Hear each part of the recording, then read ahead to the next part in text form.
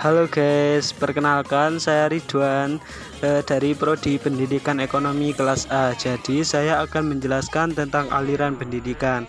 Simak ya guys videonya. Oke, baik, saya akan menjelaskan tentang aliran-aliran pendidikan. Nah, di dalam aliran-aliran pendidikan itu ada subtema. Yang pertama yaitu aliran klasik dalam pendidikan dan pengaruh terhadap pemikiran pendidikan di Indonesia. Nah, ada perbedaan pandangan tentang faktor dalam perkembangan manusia. Itu menjadi dasar perbedaan pandangan tentang peran pendidikan di Indonesia. Itu ada 4 aliran, yaitu yang pertama aliran empirisme. Nah, aliran empirisme ini dari Locke tradition yang mementingkan stimulasi eksternal dalam perkembangan anak yang tergantung kepada lingkungan. Jadi aliran ini berpendapat bahwa segala pengetahuan, keterampilan, dan sikap manusia dalam berkembangnya itu ditentukan oleh pengalaman nyata atau melalui indera, baik secara langsung maupun tidak langsung. Nah, seperti contohnya anak kembar yang dipisahkan oleh orang tuanya sejak kecil di lingkungan yang berbeda. Nah, oleh karena itu, jadi pengetahuan atau keterampilan sikap dan perkembangan dari dua kembar itu berbeda gitu. Nah, untuk yang kedua aliran nativisme. Aliran nativisme ini berasal dari bahasa Latin, yaitu dari asal kata natif dan yang berarti terlahir. Nah, aliran nativisme ini dari Leibnizian tradition yang menekankan bahwa kemampuan dalam diri anak, sehingga faktor lingkungan termasuk faktor pendidikan yang kurang berpengaruh terhadap perkembangan anak. Nah, maksudnya adalah aliran nativisme ini kebalikan dari aliran empirisme. Nah, bahwa anak yang lahir itu sudah memiliki bawaan baik, faktor lingkungan atau ilmiahnya yang mempengaruhi terhadap perkembangan anak, melainkan semua itu dari faktor tersebut yang mempengaruhi terhadap seorang anak. Jadi seorang anak yang sudah terlahir itu sudah memiliki bawaan baik dalam faktor lingkungan maupun ilmiahnya gitu. Nah, selanjutnya adalah aliran naturalisme. Aliran naturalisme ini perintis aliran naturalisme mempunyai pandangan bahwa setiap anak yang lahir di dunia mempunyai bawaan baik, namun pembawaan tersebut akan rusak karena pengaruh lingkungan. Jadi gini, aliran ini adalah bawaan yang dibawa anak sejak lahir, baik bawaan baik atau bawaan buruk. Itu pembawaan anak yang dibawa pada sejak lahir itu tidak akan bisa berkembang baik tanpa adanya dukungan lingkungan yang baik gitu.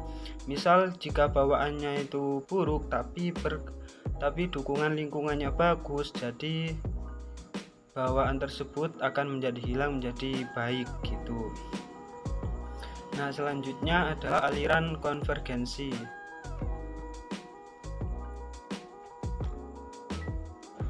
Aliran konvergensi ini perintis aliran adalah William Stein, seorang ahli pendidikan yang bangsa Jerman, yang berpendapat bahwa seorang anak itu dilahirkan di dunia sudah disertai pembawaan baik maupun bawaan buruk.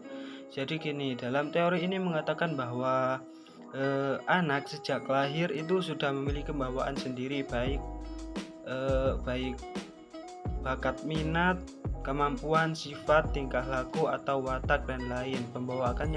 Pembawaannya itu akan berkembang sesuai dengan lingkungan yang alami. Jadi sama seperti yang tadi, aliran konvergensi ini anak yang sudah lahir yang sudah disertai pembawaan baik buruk, tapi tergantung dari faktor lingkungannya gitu.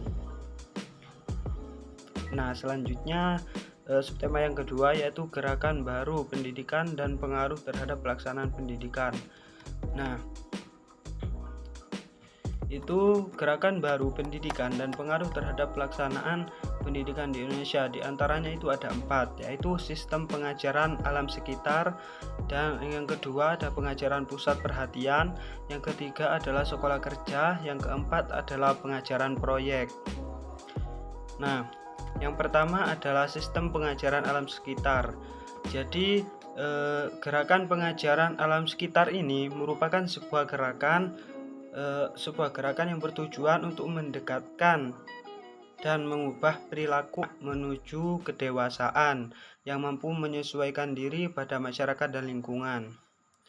Jadi dalam pengajaran ini peserta didik dan pendidik itu akan mengajarkan pengajaran yang berbasis alam sekitar gitu, agar peserta didik itu menyesuaikan dengan lingkungan, menyesuaikan diri kepada masyarakat maupun lingkungan sekitarnya gitu. Yang kedua yaitu pengajaran pusat perhatian. Nah, pengajaran ini adalah upaya untuk mendorong kegiatan belajar siswa. Kegiatan belajar siswa mengajar dalam perhatian agar perhatian siswa itu tertuju pada bahan ajar. Jadi kegiatan belajar mengajar ini, kemampuan pendidik dalam gerakan ini sangat berpengaruh, di mana pendidik itu harus memusatkan perhatian peserta didik pada pembelajaran. Jadi pengajaran ini untuk perhatian siswa, agar siswa itu memberikan perhatian, pendidik itu memberikan perhatian yang lebih kepada kita, agar semua itu tertuju pada bahan ajar kita gitu. Nah, selanjutnya adalah yang ketiga, sekolah kerja. Nah, sekolah kerja ini menurut Siggen Trainer bahwa kewajiban utama sekolah adalah mempersiapkan anak-anak untuk dapat bekerja. Nah, bukan dalam hal pemikiran bukan dari hal pemikiran yang dipentingkan, melainkan itu pekerjaan tangan. Sebab pekerjaan tangan itu adalah dasar dari segala pengetahuan, adat, agama, bahasa, kesenian, dan ilmu pengetahuan dan lain-lainnya. Nah, oleh sebab itu banyaknya macam pekerjaan yang menjadi pusat pelajaran yang bervariasi. Jadi sekolah kerja itu maksudnya adalah seperti contohnya adalah di SMK. Nah, kita juga sekolah dengan dikasih materi sesuai dengan minat bakat kita gitu. Sekolah seperti kayak langsung terjun seperti bekerja.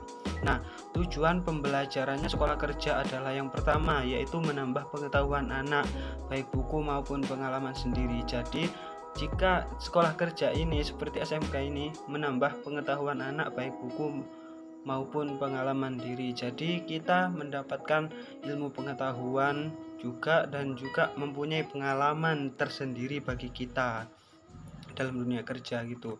Yang kedua itu agar anak memiliki pengetahuan dan kemahiran tertentu.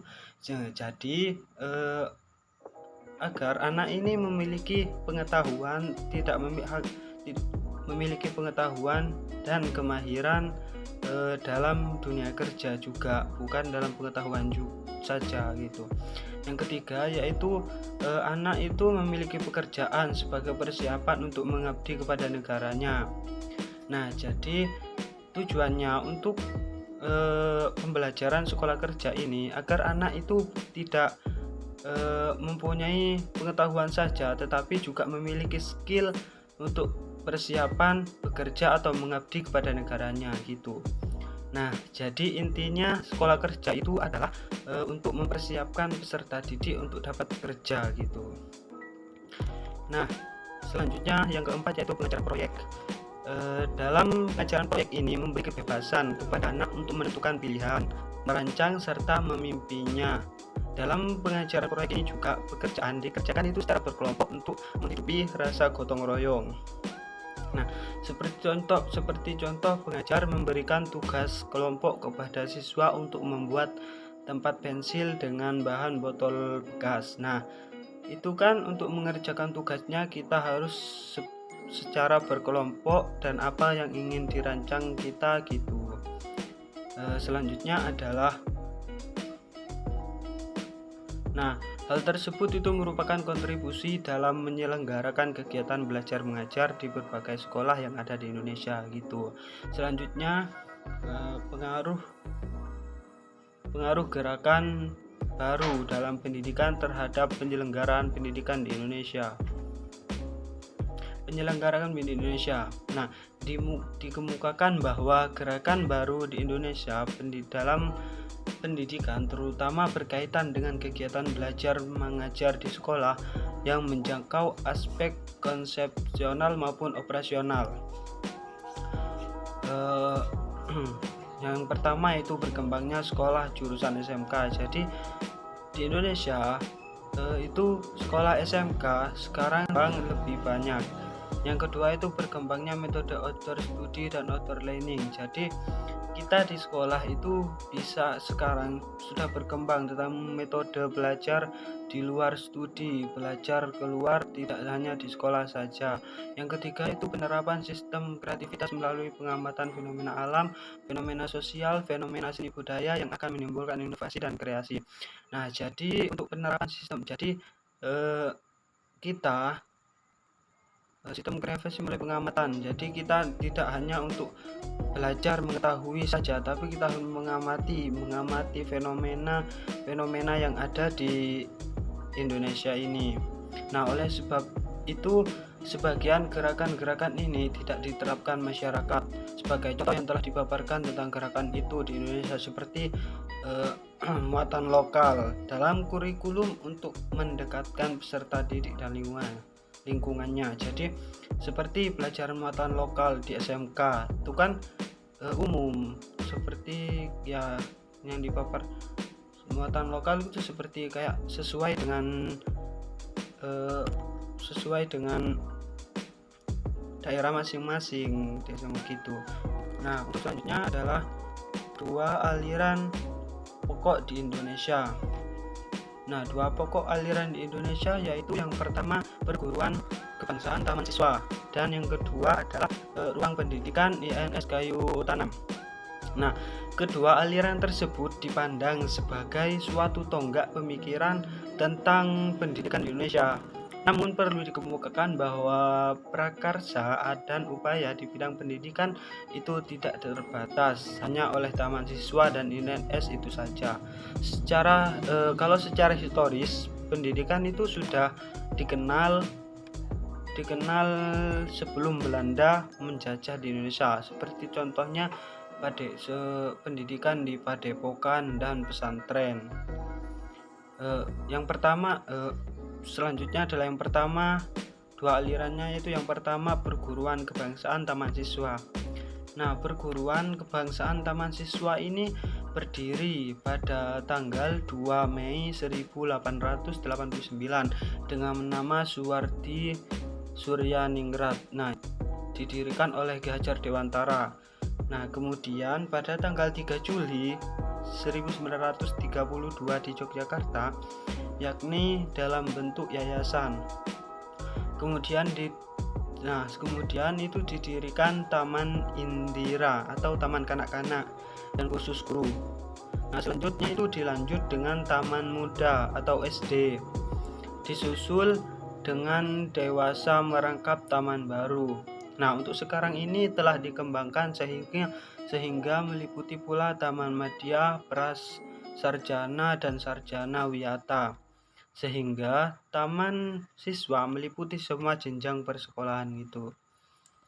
Nah, tujuannya untuk perguruan kebangsaan taman siswa ini yaitu Badan Perjuangan Kebudayaan dan Pengembangan Masyarakat Tertib dan Damai. Jadi tujuan dari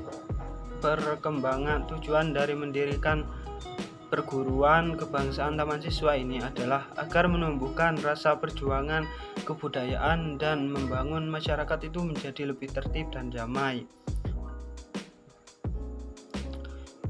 Nah, untuk yang kedua yaitu ruang pendidik INS Kayu Tanam. Nah, ruang pendidik INS Kayu Tanam ini berdiri pada tanggal 31 Oktober 1926 di Kayu Tanam, Sumatera Barat. Pendirinya ialah Muhammad Syajfi. Sekolah ini mengalami pasang surut sesuai dengan keadaan Indonesia saat itu. Pada bulan Desember 1948 Belanda menyerang kayu tanam seluruh gedung INS di bumi, hanguskan. Baru pada Mei 1950 ruang pendidikan INS kayu tanam itu bangkit kembali dengan 30 orang siswa. Nah, tahun 1952 INS kayu tanam mendirikan percetakan Sri Dharma yang menerbitkan majalah bulanan Sendi dengan sasaran halayak dan anak-anak. Nah, untuk tujuannya adalah tujuan dari ruang pendidikan INS kayu tanam itu yaitu bisa mendidik rakyat ke arah kemerdekaan, memberikan pendidikan yang sesuai dengan kebutuhan masyarakat, memberikan pendidikan dan pelatihan kepada para pemuda sebagai penggerak perubahan, menanamkan kepercayaan terhadap kemampuan dari diri sendiri dan berani bertanggung jawab. Nah, jadi tujuannya itu adalah memberikan pendidikan itu yang sesuai dengan kebutuhan masyarakat, karena pada saat itu masyarakat kekurangan pendidikan gitu. Sekian dari saya, terima kasih. Wassalamualaikum warahmatullahi wabarakatuh.